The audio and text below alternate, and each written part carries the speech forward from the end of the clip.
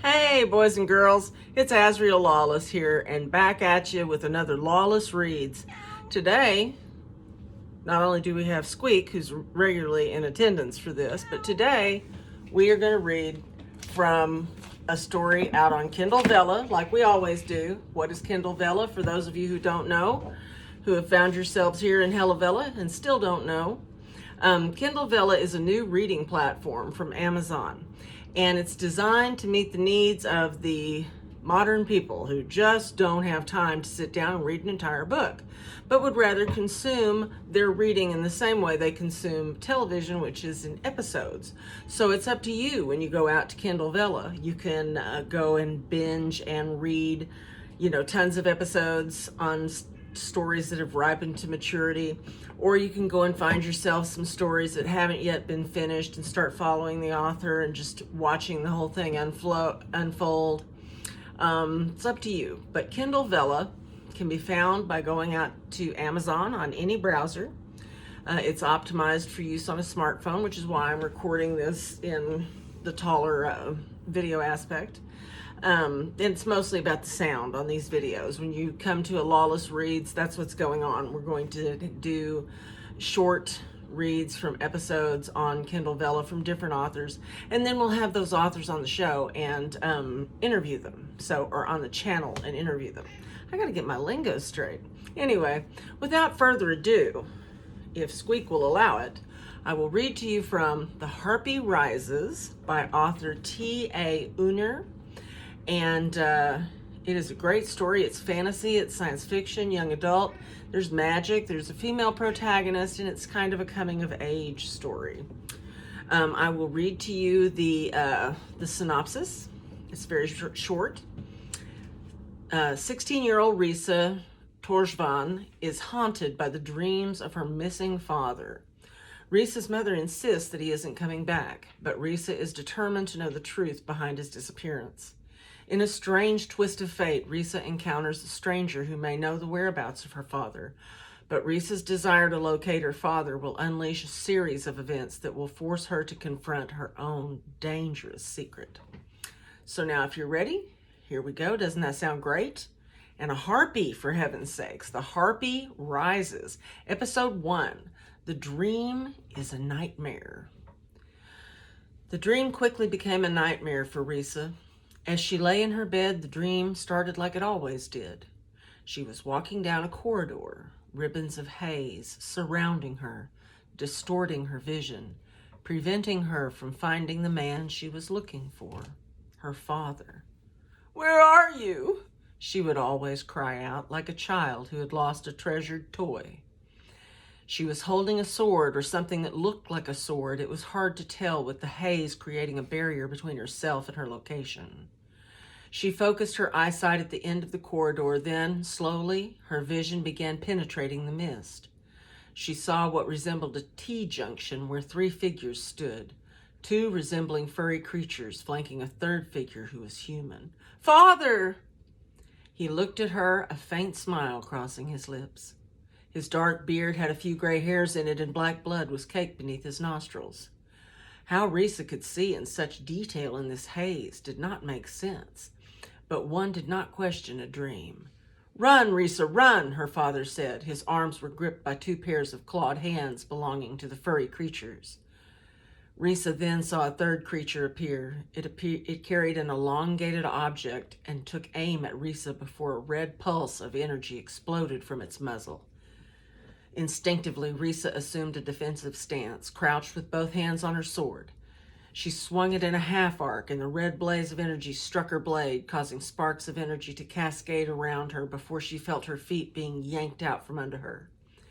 She fell sideways, her helm striking the floor with a clank, before seeing the red thong of a slash whip strangling her right ankle like a red serpent.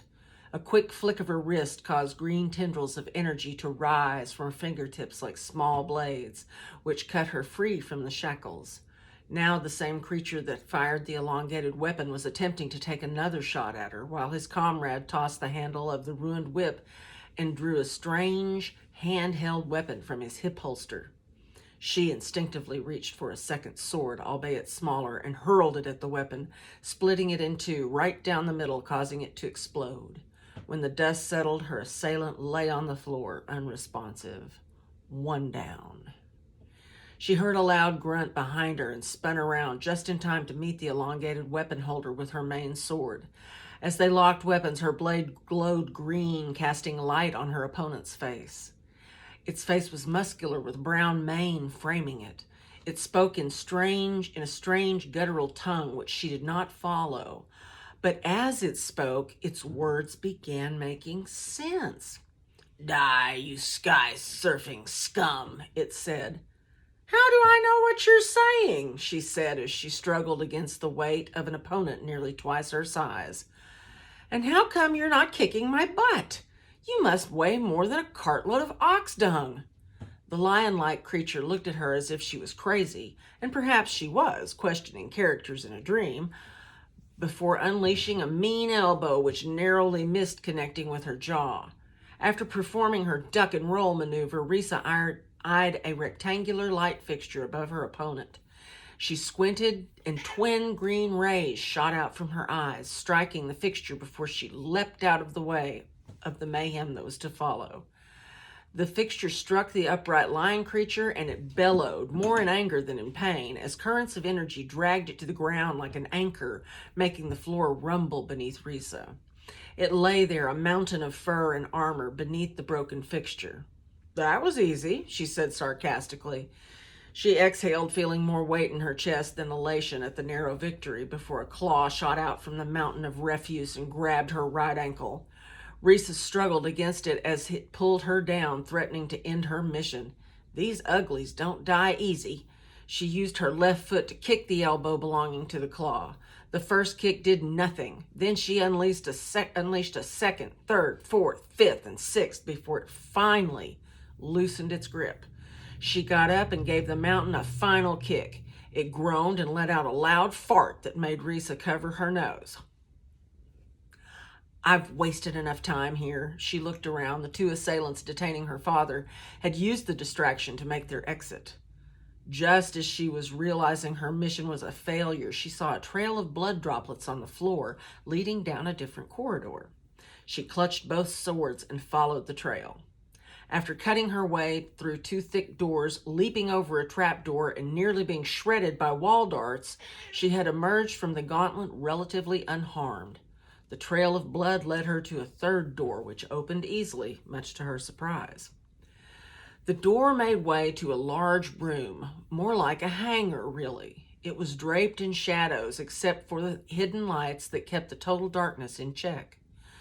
The hangar was mostly empty, except for rows of jagged flying craft suspended from racks that disappeared into the high ceiling. As her eyes adjusted to the dark, she fought back the impulse to summon the power she sensed within her that allowed for clearer vision. She remembered someone telling her to trust her training when she felt lost, whatever that meant. Soon the large shape of a vessel appeared before her. Tracing its outline, she realized it resembled the oblong weapon the creature had used against her earlier, except that this vehicle, or whatever it was, had extended its landing gear to provide stability while it sat on the deck.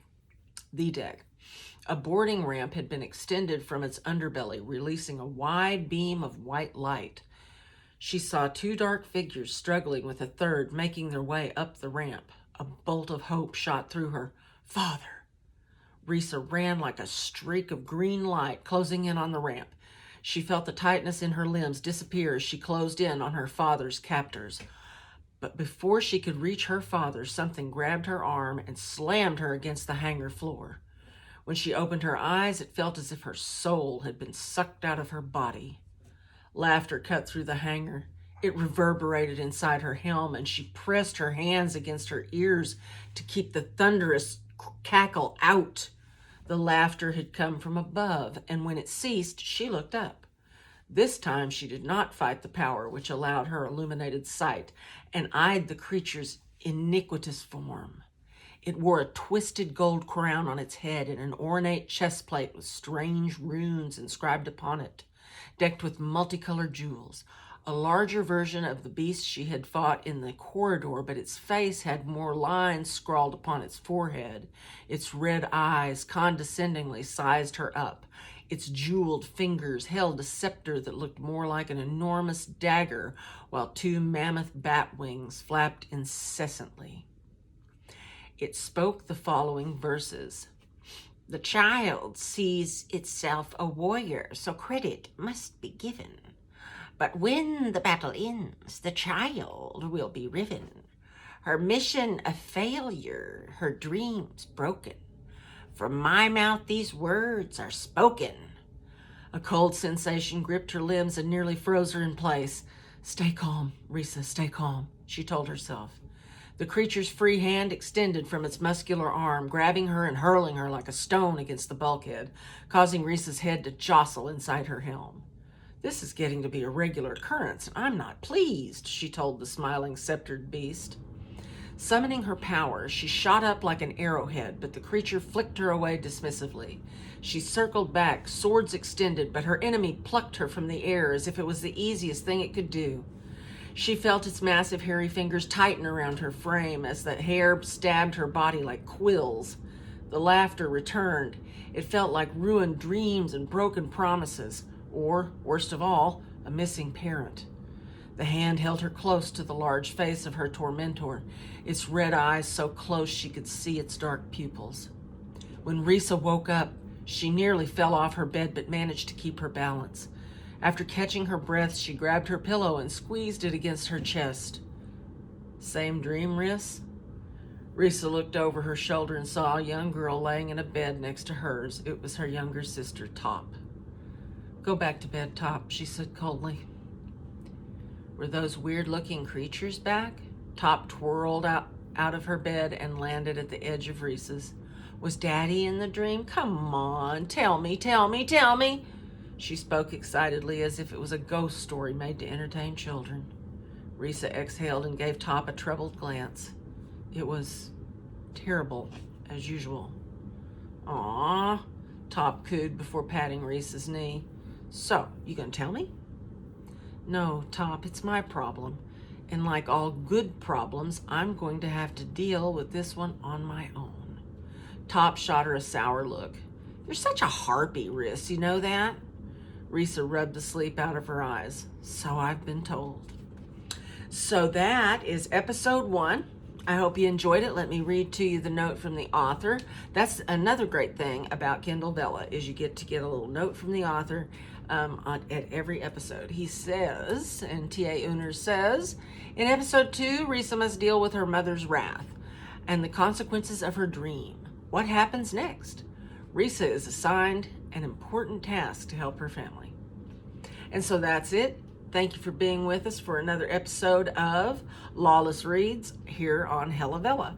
Come back and we'll have more for you. Oh, and we're going to be interviewing TA Uner soon, too, author of This Flow. So thanks very much. If you have any questions, go ahead and pop them in the comments on this video, and I can be sure and ask TA about those when we interview. Take care.